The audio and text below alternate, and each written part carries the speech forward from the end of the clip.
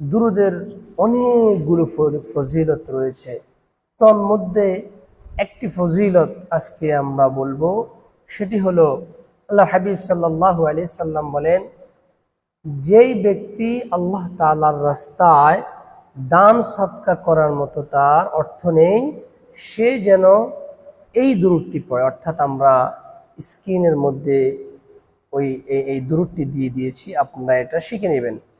আল্লাহুম্মা সাল্লি আলা মুহাম্মাদ আবদিকা ওয়া রাসূলিকা ওয়া সাল্লি আলাল মুমিনিনা ওয়াল মুমিনাত ওয়াল মুসলিমিনা ওয়াল মুসলিমাত। যে কিনা এই দুরূদটি পড়বে, সে আল্লাহ তাআলার রাস্তায় দান সদকা করার যেই সওয়াব বিশাল, সেই সওয়াব অর্জন করবে। সুবহানাল্লাহিল আযীম ওয়া বিহামদি। সুতরাং আমরা জুমার দিন বেশি বেশি দুরূদ পড়ব, সর্ব অবস্থায় চেষ্টা করব দুরূদ যেন আমাদের জিহ্বার মধ্যে লেগে থাকে।